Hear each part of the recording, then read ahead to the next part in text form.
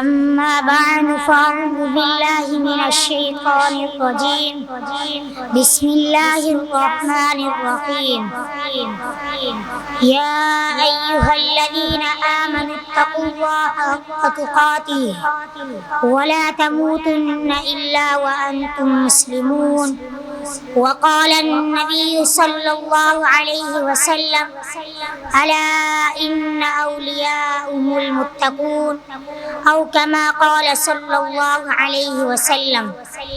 محترم اساتذہ اکرام، میرے ہم مکتب دوستو، السلام علیکم ورحمۃ اللہ وبرکاتہ۔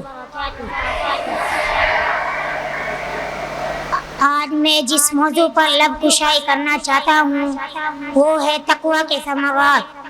سامعین گرامی، اس وقت آپ مسلمانوں کی حالات کا انفرادی طور پر جائزہ لیں یا اجتماعی طور پر، ہر جگہ مسلمان ہی افلاس کا سب سے زیادہ شکار ہے۔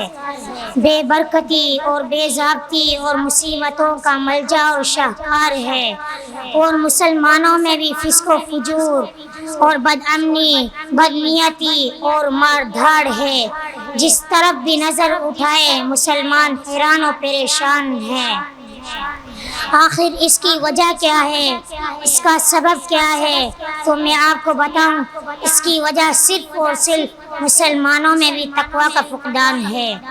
گرامی قدر حاضرین، تقوی وہ نسخہ اکسیر ہے جو امن عالم کا ضامن ہے، باطنی خبائث اور فسادات کا خاتم ہے، محاسبہ آخرت سے نجات کا ذریعہ ہے۔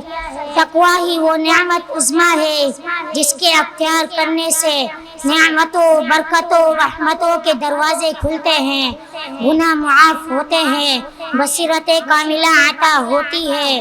چنانچہ قرآن کریم کا اعلان ہے وَمَن يَتَّقِ اللَّهَ يَجْعَل لَّهُ مَخْرَجًا، جو تقوی والی زندگی اختیار کرے گا اللہ تعالیٰ مشکل اوقات میں اس کی بگڑی بنائے گا۔